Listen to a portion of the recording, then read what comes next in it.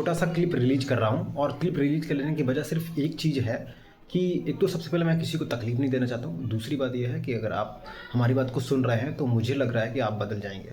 और मैं एक तो किसी धर्म विवाद पे कोई बात नहीं करना चाह रहा हूँ, और दूसरी बात यह है मैं किसी पार्टी के रिलेटेड में कोई बातचीत नहीं करना चाहता हूँ।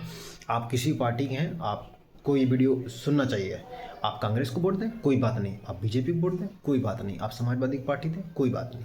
लेकिन मेरी बस एक रिक्वेस्ट है कि अपने मित्रों से बहस ना करें, किसी भी रीजन से लेके अपनी पार्टी को भी लेके अपने मित्रों से बहस ना करें। यदि कोई पार्टी आपको ऐसा बनाती है कि आप पर्सनल वजह से अपने मित्र से झगड़ जाए तो वो पार्टी फिर आपके लिए, आपके जीवन के लिए, आपके परिवार के लिए कहीं ना कहीं घृणा पैदा कर रही है, और ऐसी पार्टी को आप छोड़ दें। वो चाहे कांग्रेस हो, भाजपा हो, सपा हो, कोई भी हो, लेकिन ऐसी पार्टी को आप छोड़ दें जो आपके पर्सनल मित्र को लड़ा रही है। अपने पर्सनल मित्र को मतलब बेकार समझ में आ रहा है कि आपको ऐसा लग रहा है कि मेरा मित्र दुश्मन होता चला जा रहा है। और आप इतने ज़्यादा हिंदुत्ववादी में मत फंसिएगा कि आप कमज़ोर हो जाएंगे, क्योंकि उसके पीछे का एक रीज़न है। अभी आपको ऐसा लगेगा कि यार ये वीडियो मेरे लिए है और मुझे बदलने के लिए, मैं आपको नहीं बदल सकता हूँ। अगर आप न बदलना चाहो तो मैं आप अपनी पूरी ताकत झोंक दूंगा, तो आप नहीं बदलोगे। लेकिन फिर भी एक कोशिश ये रखो कि आप अपने आप से कम इतना वादा करें कि आपको इस सामने कोई व्यक्ति आपका जानने वाला है तो आप उससे बहस ना करें, सिर्फ एक पर्पज़ से कि वो हिंदू नहीं है, या फिर वो मुस्लिम नहीं है, या फिर वो सिख नहीं है, या फिर वो किसी धर्म जात का नहीं है। क्योंकि उसके लिए अपना धर्म है और आपके लिए अपना धर्म है। अगर आपको धर्म अपने धर्म से बहुत ज़्यादा प्यार है, सामने वाले व्यक्ति को भी उससे ज़्यादा प्यार होगा। ठीक है, आपका धर्म अगर बहुत अच्छा है, सामने वाले का धर्म भी उसके लिए बहुत अच्छा होगा। आपका धर्म अगर सच्चाई बताता है कि आप सच्चाई करिएगा, दूसरों के साथ गलत मत करिएगा, तो उसका भी धर्म बता रहा है। और उसका भी धर्म यदि बता रहा है कि चीटिंग करना है, पाप करना है, किसी को दोषी बनाना है, किसी को पीड़ित करना है, किसी को तकलीफ देना है, तो वो उसका धर्म है। लेकिन आपको सबसे पहली और सबसे आखिरी बात एक ही याद रखना है कि आपका धर्म बहुत बेहतर है और आप बेहतर की रास्ता पे चलेंगे, आप सच के मार्ग पे चलेंगे। तब तो आप अपने धर्म को समझ सकते हैं। यदि आप उसके धर्म में फंस गए कि उसका धर्म खराब है तो मैं भी उसके साथ में खराब हो जाऊं, तो आप, एक तो सबसे पहली बात ये है कि आप किसी भी धर्म के फिर नहीं हैं, और ना ही आप अपने धर्म के प्रति जागरूक हैं।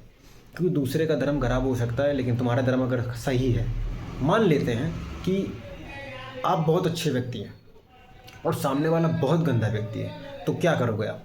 उसको बदलने के लिए आप गलत बनोगे, क्योंकि आप तो सच में मार्ग पे चल रहे हो। आपके धर्म में तो सच काम करना सिखाया गया है।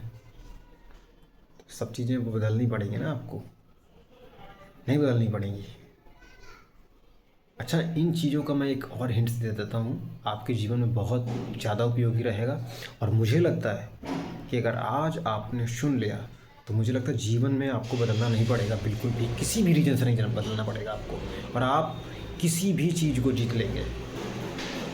क्या आपने सोचा कभी, अपने मन में कोई सवाल किया कभी कि आप इतने, अगर देश ग्रो कर रहा है, देश तरक्की कर रहा है, देश बहुत आगे बढ़ रहा है, क्या आप पिछले 10 सालों में कोई तरक्की कर पाए? क्या आप उस चीज़ों से आगे निकल पाए? क्या आपको लग रहा है कि हम आगे निकल सकते हैं? अच्छा, आप सोच रहे हो कि मैं अगले 10 साल बाद निकल जाऊंगा आगे, अब मैं 2047 तक ऐसा कर सकूंगा, कि तो फिर 10 साल में आपने क्यों नहीं कर पाया? अच्छा, आपका टाइम खराब था, समय खराब था। अच्छा, कभी कभी आपको ये भी लगता होगा कि यार मेरे माँ बाप की वजह से मैं यहाँ पे हूँ। ऐसा बिल्कुल भी नहीं है। आपके माँ बाप ने जो ज़िंदगी जी है ना, वैसे शायद आप सोच के भी नहीं जी सकते, क्योंकि आपके माँ बाप ने जो जिया है ना, वो बहुत बेहतर ज़िंदगी जिया है। उनका कोई इस टाइम पे, इस उम्र में कोई दुश्मन नहीं हुआ करता था। पार्टी को लेके तो बिल्कुल नहीं हुआ करता था। पर्सनली किसी न किसी की खेती को जोत दिया है, ज़मीनी विवाद है, वो एक अलग विवाद होता था। लेकिन पर्सनली पार्टी के लिए कभी कोई ऐसा विवाद नहीं होता था। तो उन्होंने अपनी जो ज़िंदगी को जिया है वो आपसे बहुत ज़्यादा बेहतर जिया है। बहुत सारे लोगों को लगता होगा ना कि मैंने ही बेहतर ज़िंदगी जी है। मैं बता रहा हूँ, आपका ये सिर्फ भ्रम है। और बहुत सारे लोगों को ऐसा लगता है कि 2014 में देश आज़ाद हुआ। इनका भी मैं सवाल का जवाब ख़त्म कर देता हूँ।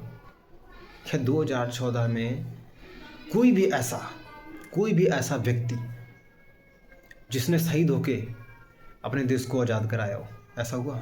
और पिछले ज़माने में देखोगे तो बहुत सारे लोगों की आहुति हुई है, लोगों ने अपने परिवार को बर्बाद किया है, तब हम लोगों को यहाँ पे खड़ा किया है। और आज हम लोग अगर अपने पूर्वजों के ऊपर सवाल जवाब करते हैं कि मेरे पूर्वज तो ख़राब थे, मेरी किस्मत ख़राब थी, मेरे पूर्वजों की गलत वजह से मैं ऐसा हूँ, मेरा देश बर्बाद हो गया, ऐसा कुछ भी नहीं है। आपके देश ने जो तरक्की की है पिछले 75 सालों में, 80 सालों में, जो भी सालें हुई हैं 1947 के बाद में, मुझे लगता है कि अब वो नहीं हो सकता है, क्योंकि आज़ाद करके उन्होंने ही दिया है। और अगर ऐसे चाटुकार लोग होते ना तो देश कभी आज़ाद नहीं होता, क्योंकि उस टाइम पे भी बहुत सारे लोग ऐसे थे जो सिर्फ सत्ता के लिए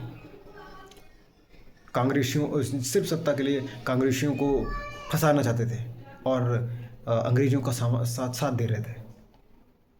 ऐसे बहुत सारे लोग थे और वो लोग आज भी हैं। आज भी उनका यही काम है कि सरकार से सवाल नहीं करेंगे, सत्ता की तरफ अधीन रहेंगे, जूते चाट लेंगे, चप्पल चाट लेंगे, लेकिन सरकार से सवाल नहीं करेंगे, क्योंकि सरकार सवाल करने की उनकी औकात नहीं है। और जिस व्यक्ति की सरकार सवाल करने का औकात नहीं है वो देशद्रोही है, बल्कि देश को बर्बाद करने की पूरी साजिश कर रहा है। क्योंकि मैं आपको एक सवाल बताता हूँ, बाप अगर बेटा सवाल ना करे और जनता अगर नेता सवाल ना करे तो क्या होगा? उधर बेटा बिगड़ जाएगा, इधर नेता बिगड़ जाएगा।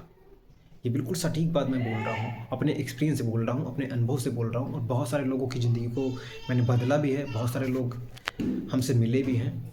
तो मेरी कोशिश ये रहती है कि शायद कोई बदल जाए। अगर मेरी इस वीडियो से 10 लोग सिर्फ ऐसा बोलते हैं कि ठीक है, आज से मैं किसी से बहस नहीं करूँगा किसी भी मामले में, तो मुझे लगता है उनका जीवन सही हो जाएगा।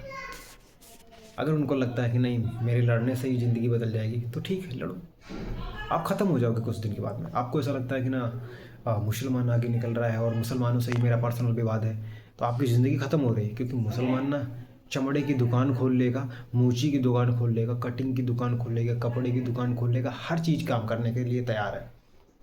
आपकी जो गाड़ी ख़राब होती है उसकी सर्विस करने वालों में से 90% लोग मुसलमान होते हैं।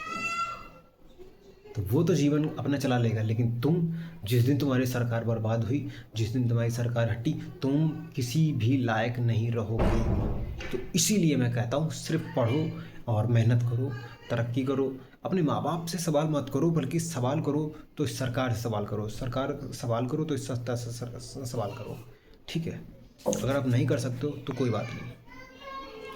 जय हिंद, तब तक के लिए जय श्री राम, सीताराम, राधे राधे, ओम साई राम, हर हर महादेव, दंड कमंडल।